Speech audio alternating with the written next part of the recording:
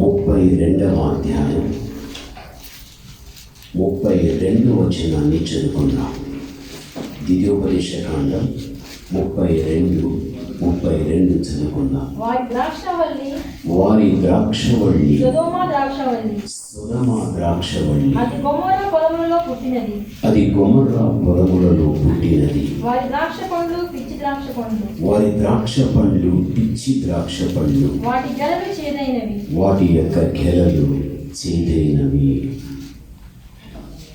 ఈ వాక్య భాగం ద్వితీయోపదేశకాండం 32:32లో చూస్తే వారి ద్రాక్షవల్లి సొదొమ ద్రాక్షవల్లి అది గొమొర్రా పొలాలలో పుట్టింది. వాటి పళ్ళు చూస్తే పిచ్చి పళ్ళు, వాటి గెలలు చేదైనవి. అసలు ఏది సొదొమ ద్రాక్షవల్లి? ఆ ద్రాక్షవల్లి యొక్క పళ్ళు పిచ్చివి, చేదైనవి. అసలు ఇందులో ఉన్న విషయాలు ఏమిటి? అది కనానీయుల దేశం. అక్కడ అబ్రహాము నివాసం చేస్తున్నాడు కుటుంబ సమేతంగా. అదే ప్రాంతంలో లోతు కూడా సహవాసం చేస్తున్నాడు కుటుంబ సమేతంగా. అబ్రహాము నీతిమంతుడు, లోతు కూడా నీతిమంతుడు. భక్తి విషయానికి వస్తే ఇద్దరు సమమైన వారే, హెచ్చు తక్కువ అనేది లేదు. ఇద్దరు కూడా ఈ లోకపరంగా దీవించబడిన వారే. మీరిద్దరిని పరీక్షించి చూడగలిగితే ఎక్కడ కానీ వ్యత్యాసం అనేది కనిపించదు. అబ్రహాముకు ఆస్తి ఉంది, లోతుకు ఆస్తి ఉంది. లోతుకు పశువులు ఉన్నాయి, అబ్రహాముకు పశువులు ఉన్నాయి. వాటిని మేపే కాపరులు కూడా ఉంటున్నారు. జరిగిన విషయం మీకు తెలుసా? చక్కని పచ్చిక బయళ్లలో లోతు పశువుల కాపరులు, అబ్రహాము పశువుల కాపరులు వాటిని మేపుతున్న సందర్భాలలో వీరికి వారికి వీరికి జగడములు వచ్చేసాయి. ఈ జగడములు వచ్చిన తర్వాత వెంటనే అబ్రహాము పశువుల కాపరులు అబ్రహాము దగ్గరికి వచ్చి, మా యజమానుడైన అబ్రహామా, మాకును లోతు పశువుల కాపరులకు జగడాలు వచ్చేసాయి, ఫిర్యాదు చేశారు. అబ్రహాము దాన్ని పట్టించుకున్నాడు, దీర్ఘంగా ఆలోచించాడు. ఆ మీదట లోతు యొక్క పశువుల కాపరులు వచ్చి, మా యజమానుడైనటువంటి లోతు, మాకును అబ్రహాము పశువుల కాపరులకు జగడములు జరిగిపోయాయి. లోతు అక్కడ పట్టించుకున్నట్లు కనబడదు. ఏదో విన్నట్టుగా పట్టనట్టుగా వదిలేశారు. అలాగా అబ్రహాము వదిలిపెట్టలేదు.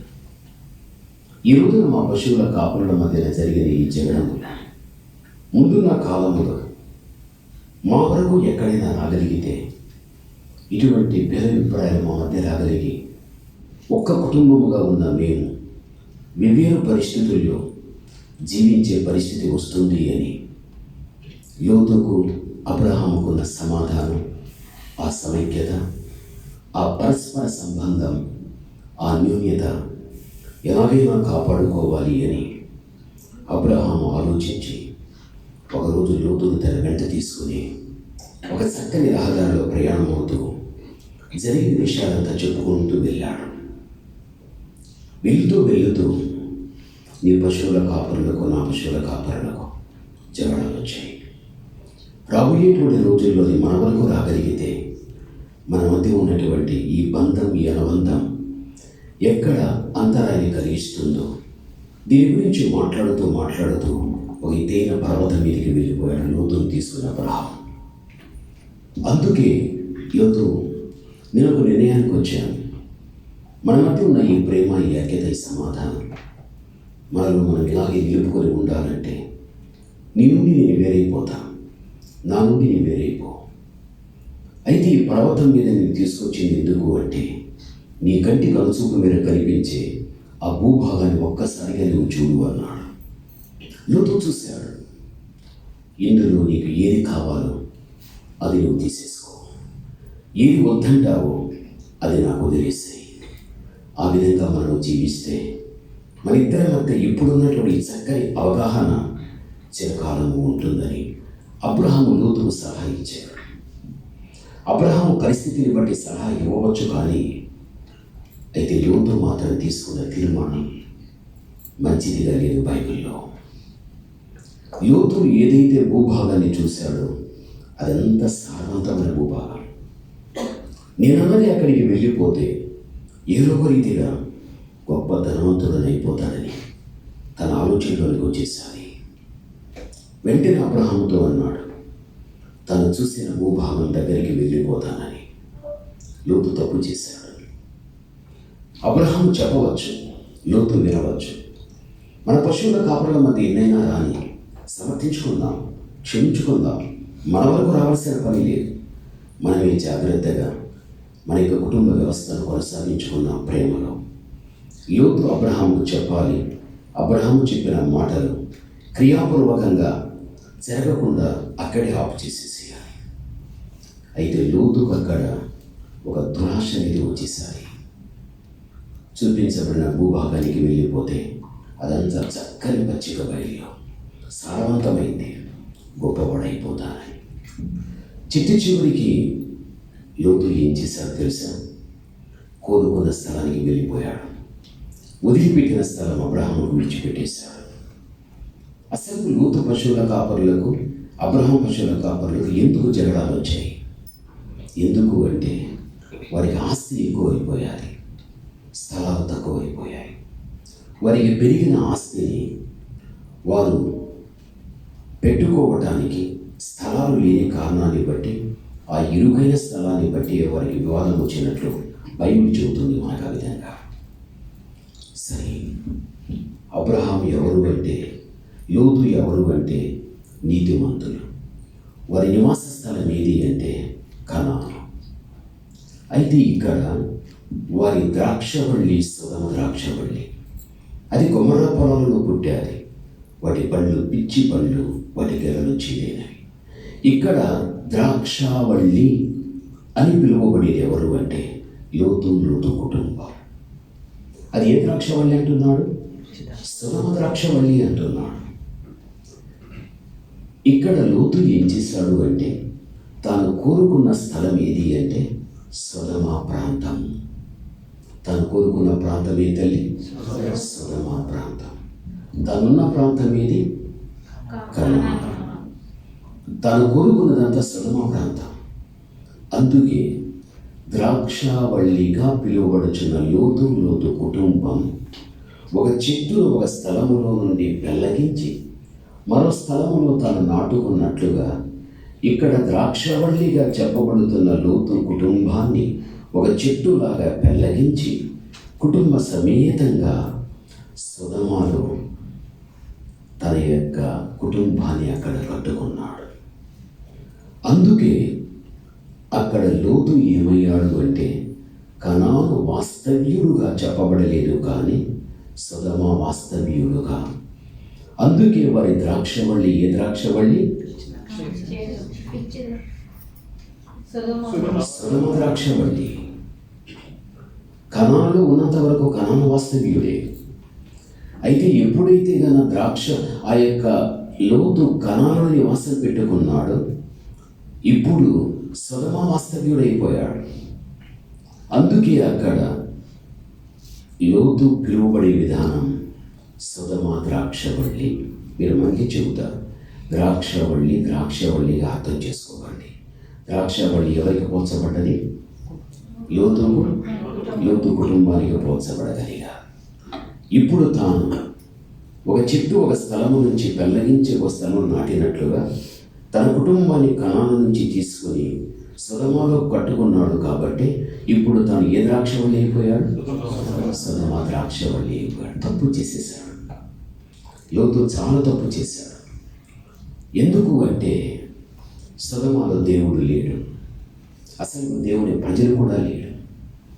కనానులో దేవుడు ఉన్నాడు, దేవుని ప్రజలు ఉంటున్నారు. దేవుడు ఉన్న, దేవుని ప్రజలు ఉన్న స్థలాన్ని వదిలి దేవుడు లేని, దేవుని ప్రజలు లేని స్థలంలో అక్కడ తను కాపురం పెట్టుకోగలిగా. ఎప్పుడైతే అలా చేయడం జరిగిందో దేవుని యొక్క దృష్టికి అది ఒక నేరముగా ఎంచబడగలిగాది. సరే, అక్కడికి వెళ్ళిపోయిన తర్వాత గొమొర్రా పొలములలో పుట్టినది. పుట్టుట, జన్మించుట, ఉత్పత్తి అవుట, వృద్ధి చెందుట, ఇవన్నీ ఒక జాతి పదాలు ఇవి. లోతు అక్కడికి వెళ్ళిపోయిన తర్వాత అక్కడ సొదొమ గొమొర్రా బుద్ధులు, అలవాట్లు అన్నీ కూడా వీరి కుటుంబంలో పుట్టుకొని వచ్చేసాయి. అందుకే అక్కడ ఉండుటను బట్టి సొదొమ ద్రాక్షవల్లి అయ్యాడు. అక్కడ ఉండుటను బట్టి అక్కడ ఉన్న వ్యక్తుల యొక్క బుద్ధులు పుట్టుకొని వచ్చేసాయి. లోతు అనగా దాచబడినది అని అర్థం. లోతు సొదొమకి వెళ్ళిన తర్వాత దాచుకున్నాడు. అక్కడ లోతు ఏం దాచుకున్నాడు? ఏం తన భార్యను దాచేశాడా? లేక తనకున్న ఇద్దరు కుమార్తెలను కూడా దాచేశాడా? ఎవరికి కనబడకుండా? లేక తన ఆస్తిని దాచేశాడా? ఏది దాచిపెట్టలేదు. తాను దాచింది ఏది అంటే లోతు జీవితంలో నీతి ఉంది.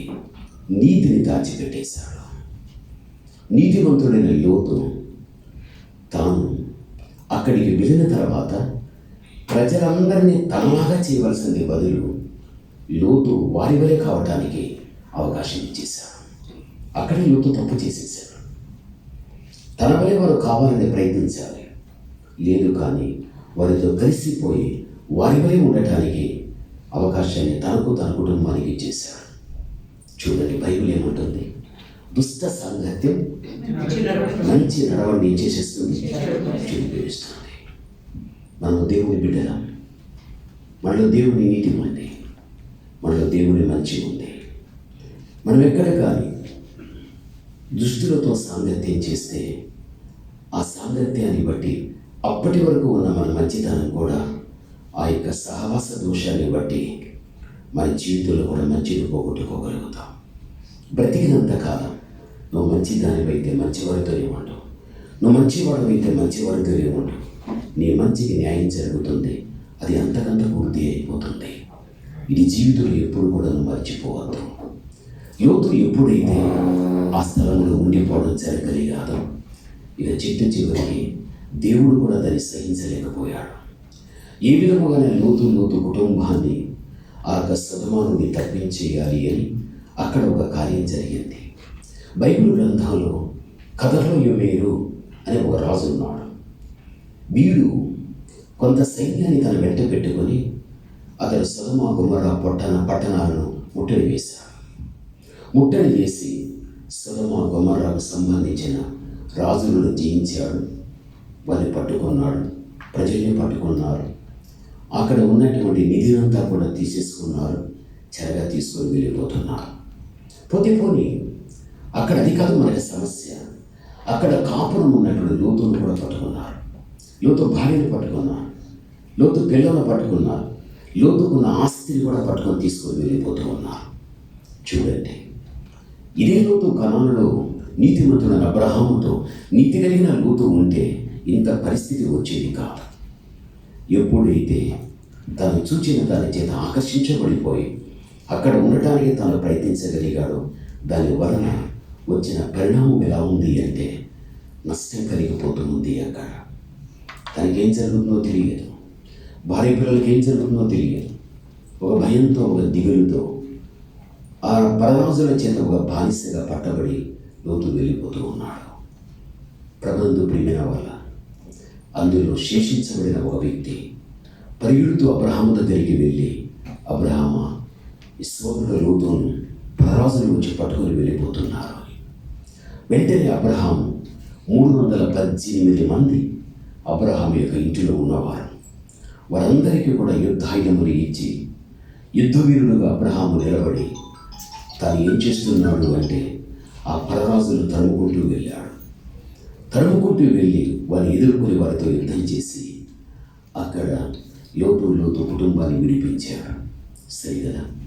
వారిని విడిపించేటటువంటి సందర్భములో సొదొమ రాజు, గొమొర్రా రాజు, ఆ ప్రజలు, సొదొమ ధనము అన్నీ కూడా విడిపింపబడిపోయాయి. అబ్రహాం వెళ్ళింది సొదొమ గొమొర్రా రాజును విడిపించడానికి కోసం కాదు, లేక ప్రజల్ని విడిపించడానికి కోసం కాదు, కేవలం లోతు కోసం వెళ్ళగలిగాడు. అతన్ని బట్టి వారు కూడా విడిపింపబడగలిగారు. ఇంత గొప్ప అద్భుతమైన కార్యం అబ్రహాము ద్వారా జరగగలిగాదని సొదొమ రాజు అబ్రహాము దగ్గరికి వెళ్ళి చెబుతున్నాడు. ఏమని చెప్పాడు తెలుసా? చదువుకుందాం. ఆదికాండం 14వ అధ్యాయం 21వ వచనం నుంచి మనం చూద్దాం. ఆదికాండం 14:21 నుంచి చూద్దాం.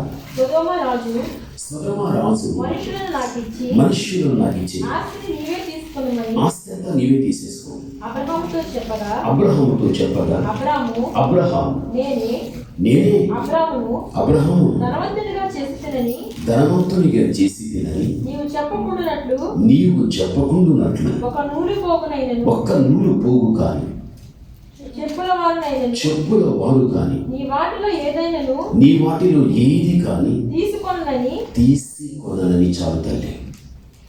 ఇక్కడ వాక్య భాగంలో చూస్తే అబ్రహాము ద్వారా మేము మా ప్రజలు మా ధనమంతా విడిపించబడగలిగాలి.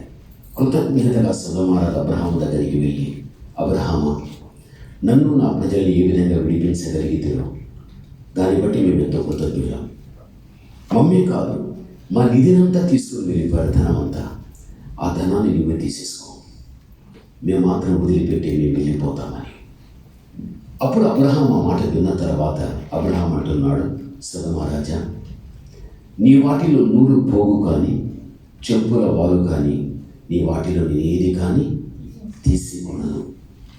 ఒకవేళ నీ దగ్గర నేను తీసుకుంటే నీవిచ్చిన ధనాన్ని బట్టి నేనే అబ్రహామును ధనవంతుని చేశానని ఊరు నువ్వెందుకు చెప్పుకోవాలి?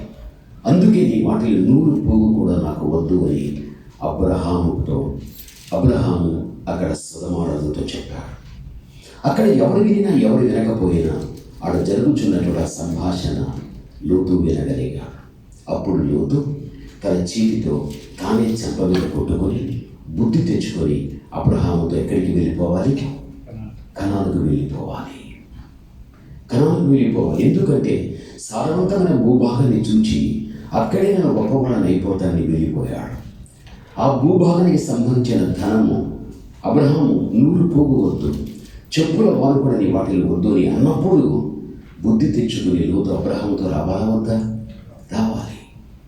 రాలేదు, అక్కడే ఉండిపోయాడు. ఒక మంచి అవకాశం అబ్రహాము ద్వారా లోతుకు కల్పించగలిగాడు. పరమందు ప్రియమైన వల్ల అబ్రహామే రాకపోయి ఉంటే లోతు యొక్క చరిత్ర మరో రీతిగా ఉండిపోయిండు, బానిసగా వెళ్ళిన కారణాన్ని బట్టి. అయితే అక్కడ గ్రహించలేక, బుద్ధి తెచ్చుకోలేక, పరివర్తన చెందలేక లోతు అక్కడే ఉండిపోయాడు. అంటే దీన్ని బట్టి చూస్తే తనకు రక్షణ కల్పించింది అబ్రహామే. దేవుని సహాయం తనకుంది. దేవుని కంటే తనకి విడుదల కలిగించిన అబ్రహాము కంటే ఎక్కువగా సొదొమ ప్రాంతాన్ని ప్రేమించగలిగాడు. అందుకే తను అక్కడే ఉండిపోయాడు. మనం దేవుని బిడ్డలం. దేవుని కంటే ఎక్కువగా దేన్ని ప్రేమించకూడదు. దేవుని కంటే ఎక్కువగా మనం ఏదైనా ప్రేమిస్తే అదే మన జీవితానికి విగ్రహార్థం అయిపోతుంది. మొదట దేవుడు, ఆ తర్వాతనే రెండవది, మూడవది ఏదైనా ఉండనిగాక.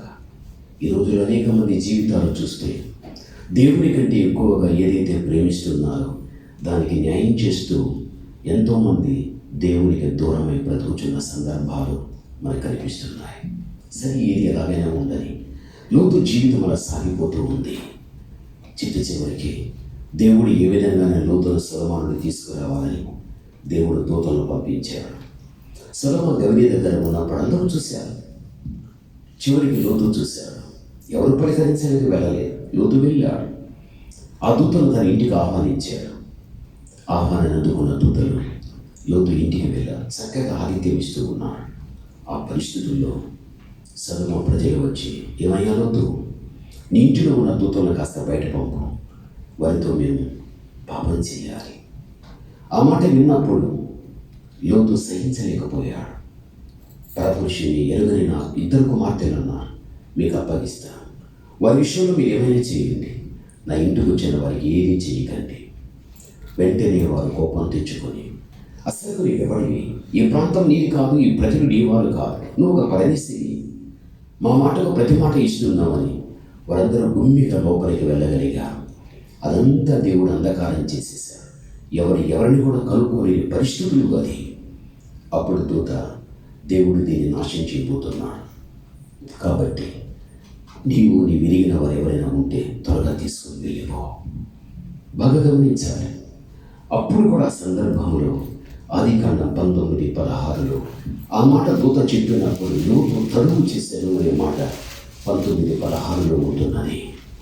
లోతు అక్కడ తరువు చేశారు అంటే దూత దేవుడికి నాశనం చేయబోతున్నాడనే విషయం దూత చెప్పినప్పటికీ కూడా తడువు చేశాడు అంటే కావలసి వస్తే ఈ ప్రజలు ఏ విధంగా నాశనం అయిపోతారు, వీరిలో కూడా నేను నాశనం అయిపోతాను అని ఆ విధంగా తను ఆలోచించి తడువు చేస్తూ ఉన్నాడు. అక్కడ అరే ఓ భయంకర ప్రమాదం ఉందరా బాబు, నువ్వు తప్పించుకో అని చెబుతున్నప్పటికీ కూడా వస్తే రాని ప్రమాదం అని అక్కడ తను ఆలస్యం చేస్తూ ఉన్నాడు.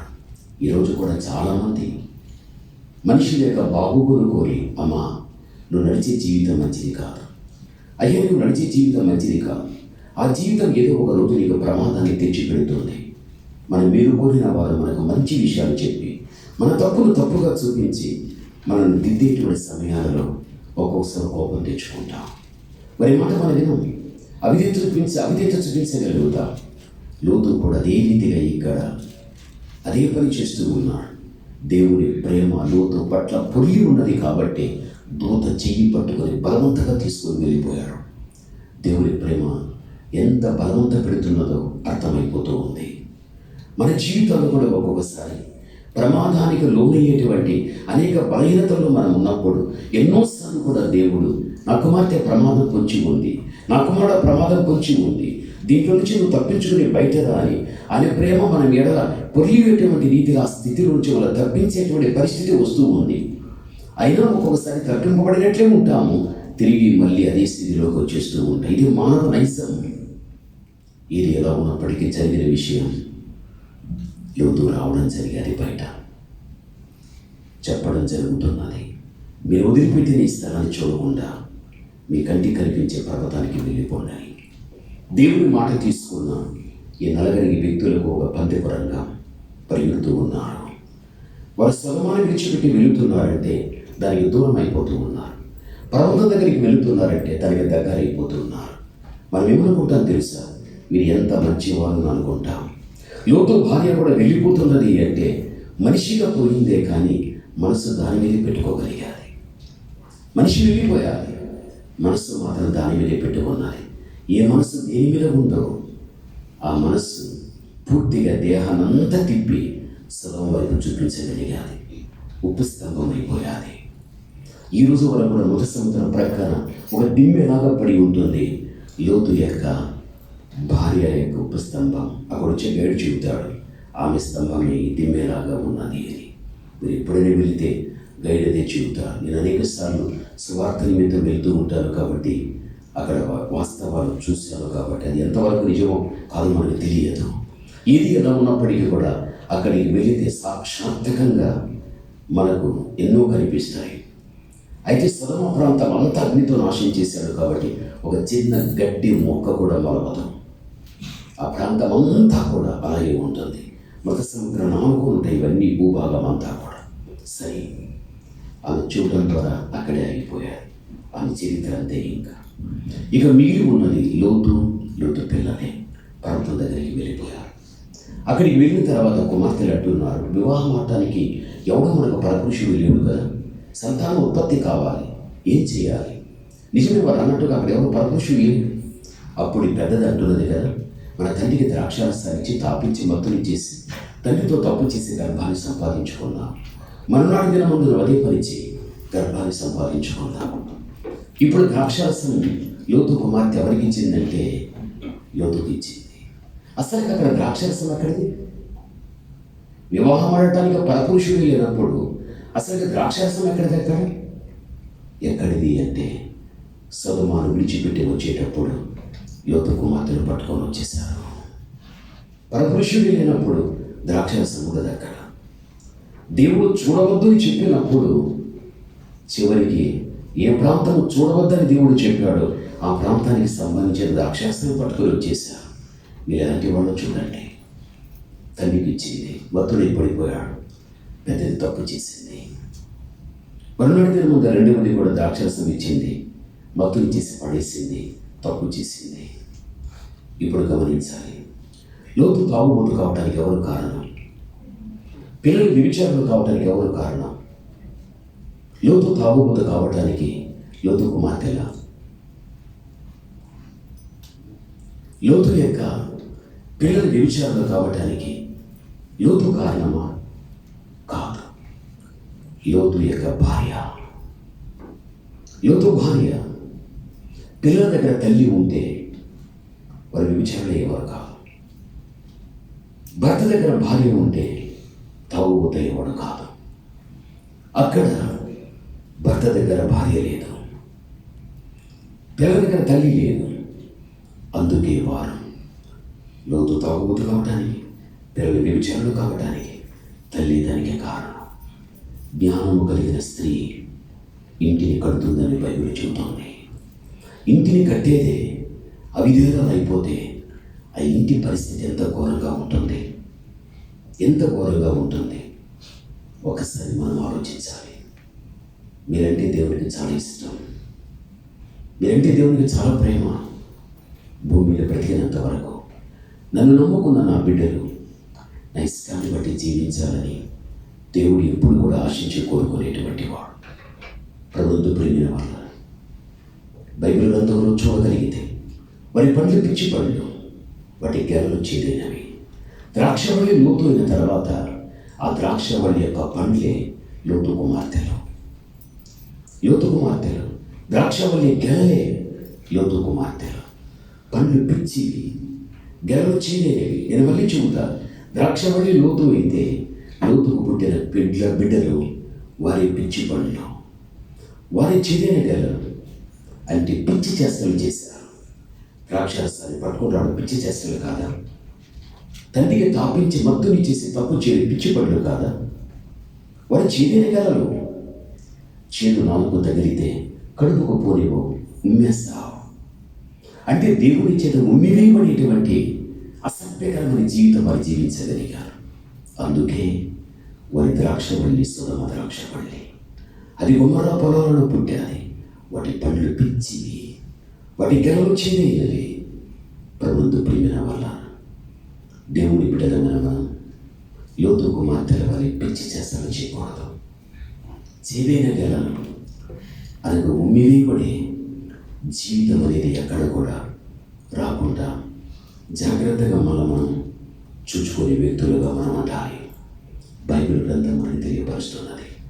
ఇంత ఘోరం, ఇంత నేరం లోతు జీవితంలో జరగడానికి కారణం ఏమిటి అంటే, నీతిమంతుడైన లోతు నీతిమంతులతో సహవాసం చేయవలసింది బదులు ఆ నీతిమంతుని సహవాసాన్ని వదిలిపెట్టి లోకంలో ఆకర్షించిన దాని దగ్గరికి వెళ్ళి దాని చేత పట్టబడిపోయి తన నీతిని పోగొట్టుకొని లోతు చిట్ట చివరికి నీతి లేని ఒక వ్యక్తిగా, ఒక తాగుబోతు కలిగిన వ్యక్తిగా తన ముగింపు జీవితం మనకు కనిపిస్తున్నది. బ్రతికినంత కాలం నీ దేవునితో సహవాసం చేయి. బ్రతికినంత కాలం ఏ సేవకుని నీకు ఇక్కడ ఇచ్చాడో, ఏ సేవకురాలు నీకు ఇచ్చాడో వారు నీ మేలు కోరేవాళ్ళు. వారితో నువ్వు సహవాసం చేయి. సేవకునితో, దేవునితో సహవాసం చేస్తే ఎక్కడ కానీ మన జీవితం తొట్టిల్లదు. మనం ఎక్కడ కానీ సారిపోలేం. భూమి మీద మన బాగోగులు కోరేవాడు నిజ దేవుడు, లోక రక్షకుడిని యేసుక్రీస్తే. అందుకే లోకంలో ఆకర్షించే కార్యాలు ఎన్నో ఉంటాయి. నువ్వు గట్టితో చూసినది దేనికి ఆకర్షించబడవద్దు, దాని చేత పట్టబడవద్దు. అలా నీలో జరగడమే జరిగితే నీ వంటి భక్తి కలిగిన వారిని పోగొట్టుకుంటావు. నీవు నమ్మిన దేవుని సహవాసాన్ని పోగొట్టుకుంటావు. జీవితంలో ఆత్మీయ నష్టాన్ని చూస్తావు. ఆత్మీయ నష్టాన్ని నువ్వు చూస్తే జీవితంలో ఏమీ మిగలకుండా ఏమీ లేని వారం అయిపోతాం. బైబిల్ అంటుంది, ప్రియుడా ఆత్మలో వర్ధిల్లుచున్న ప్రకారం నువ్వు అన్ని విషయాలు వర్ధిల్లుతావు అని. ఎప్పుడైతే మనం ఆత్మీయతలో పతనమైపోతామో ఇక వృద్ధి చెందవలసిన ఇహలోక పరంగా అన్ని నష్టాలే జరుగుతాయి. అటువంటి భయంకరమైన దుర్భర పరిస్థితి మన జీవితానికి రాకుండా ఉండున్నట్లు బ్రతికినంత కాలం దేవునితో సహవాసం, మన వంటి భక్తి గల వ్యక్తులతో సహవాసం. అప్పుడు నీవు, నీ కుటుంబం ఈ భూమి మీద దేవుని కుటుంబముగా పిలువబడి ఆయన దైవిక ఆశీర్వాదాన్ని నిండుగా, మెండుగా, దండిగా నువ్వు పొందుకోగలవు. కళ్ళు మూసుకుందాం.